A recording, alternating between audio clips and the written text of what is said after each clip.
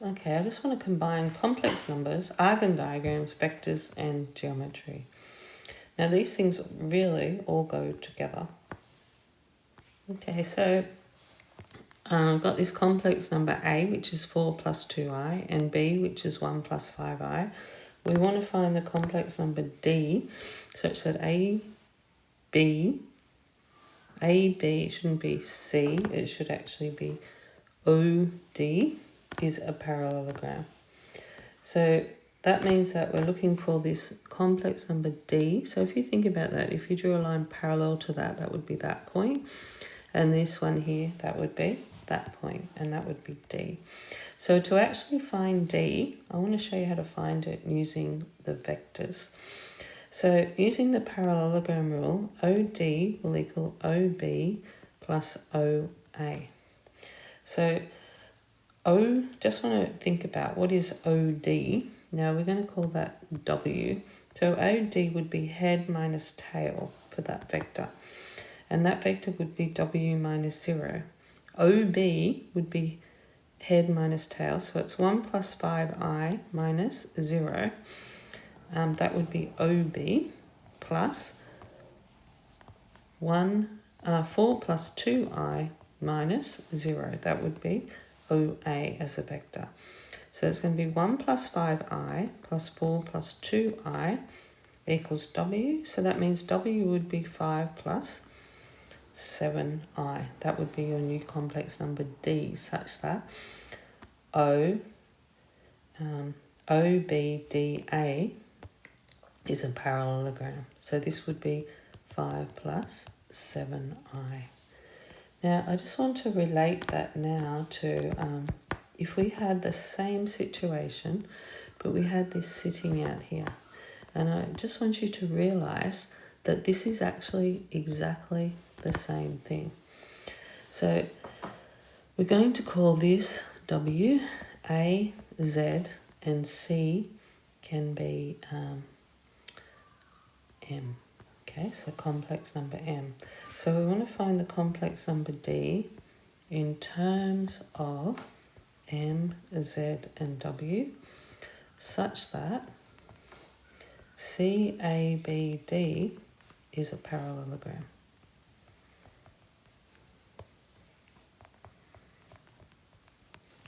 Okay, so if we look at this and we want this complex number such that that is a parallelogram, so once again we really like the line that would be parallel would be that one, and then for this one the line that's parallel would be that one. We need this complex number D. Now we'll call it D, we'll put it as a little d like that. That's the complex number D. So we know that AD will equal AB plus AC, because that's basically the parallelogram rule. But what is AD? So AD is head minus tail, so it's D minus Z. AB is head minus tail, so it's W minus Z. And AC is head minus tail. So let's go. AC is head minus tail, so it's M minus Z. So when we're looking at this then, we go AD, that would be D minus Z, equals AB, which is W minus Z, plus AC, which is M minus Z. So the Z's will basically cancel out, and you get D equals W plus M minus Z. That would be your new complex number, D. You see how it works exactly the same, because as soon as we start going like W minus Z and M minus Z, we're creating a parallelogram that is basically equivalent, that is anchored at 0. So like that side length there, that would be equivalent. The O is equivalent to the A, and that's the B, and that's the C, and that's the D. So this one here, where the B is, that is actually W minus Z. And that one there would be M minus Z. So it is equivalent vector that is just anchored at the origin. And that is basically the beauty of vectors. You don't need them anchored at the origin to follow the same procedure. So if I had this complex number AB, two complex numbers, A and B. We'll call that Z and we'll call that W. And what we want to do is we want to create an equilateral triangle, equilateral triangle, okay, and we're going to call it ABC. Okay, so what we need to do is to find the new complex number C. Now, there's basically two possibilities here, because C could be out here with those equivalent, and that's 60. Or it could also be on the other side. So if you think about that, C could also be there, well, that's 6, and that's equivalent, that's 60. So all that we need to do here is we just need to take this complex number, AB, and we need to rotate it that way or rotate it that way. It's keeping exactly the same length. So I'm going to call the new C. Let's call the new C. We need to give it a label because we need to actually find it. So the C, let's just call it. So we've got W, we have a Z. Let's call it M. And this new C we'll call M dash. Okay, so that means that we need to we need to set this up. If I want to get AC, then AC is the same as rotating AB, and we're going to go in an anti-clockwise direction, keep it the same size, so it's times cis 60. So the new complex number would be, to get AC would be M minus Z, and that would equal AB, and AB is W minus Z, and it'll just be times cis 60.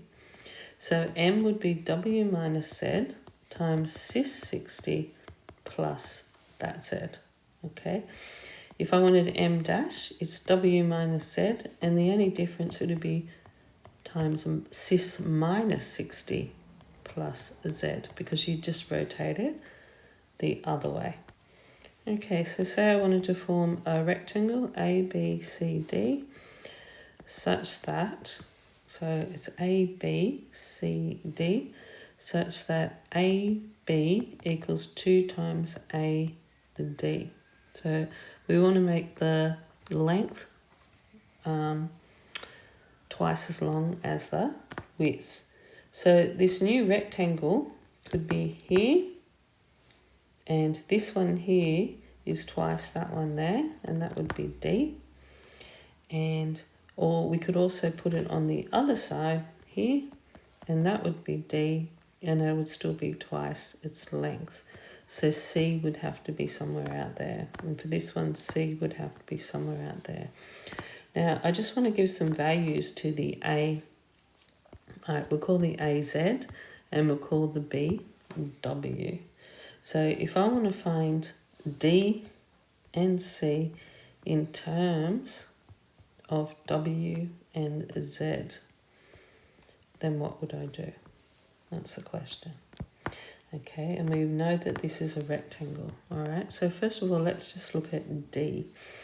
Now, to get D, all you got to do is to get D is to go AD equals, now we want to rotate the vector AB, so we want to rotate that vector, and we want to halve its size, so I'm going to halve it, and we want to rotate it by 90, so I'm just going to times I. So the new complex number would be a half I. Now AB would be head, which is W, minus tail, which is Z. So it's just going to be a half I W minus Z. So if I want to go C, we'd pretty much do the same thing. AD. Now, sorry, I haven't finished that yet. That just finds AD. It doesn't actually find the complex number D. So AD would be head. Now, I need to give a name to D. Let's just call it M. So to be M minus Z equals a half I W minus Z.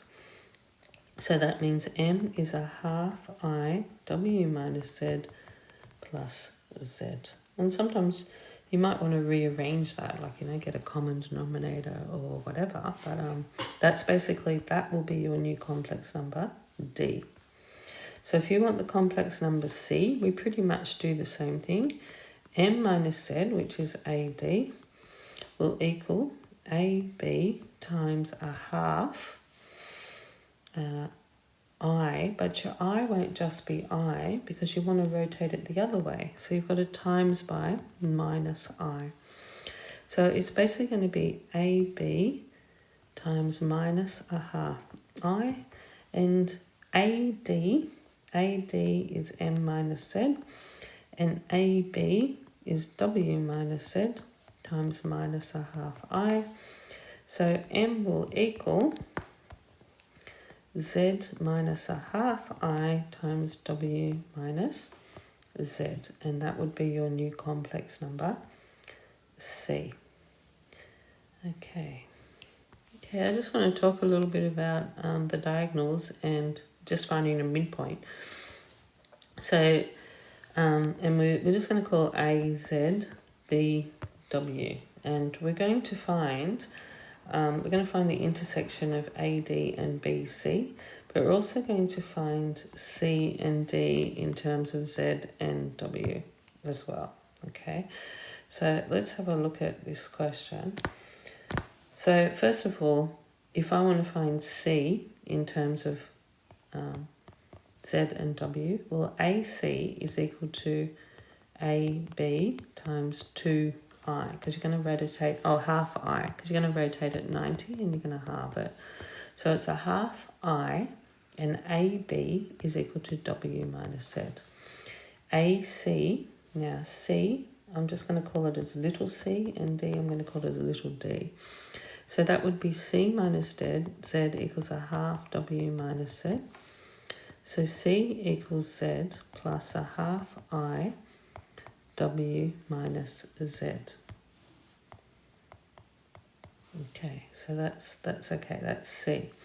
If I now want to find D, D is the same as having AD, and AD is the sum of the two sides, because it is a rectangle, and because it's a rectangle, then it is also a parallelogram.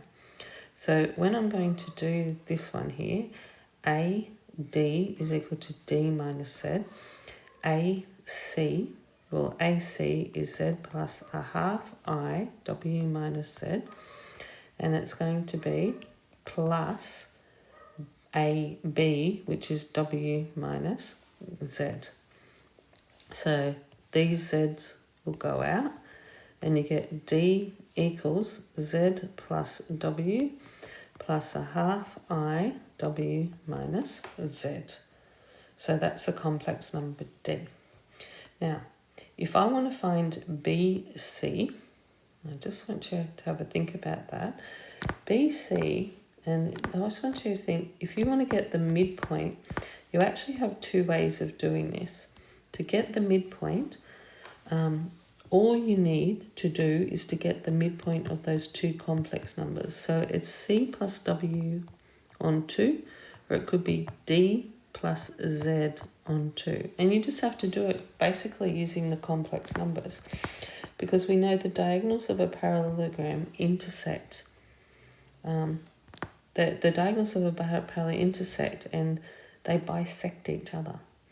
So really, to get the midpoint, then all you need to do is, like, let's just look at this. If we had AD, we just need to do AD, and we just need to divide it by 2. So it's probably an easier way just to go, if we've got the complex number C, what was C? This was C.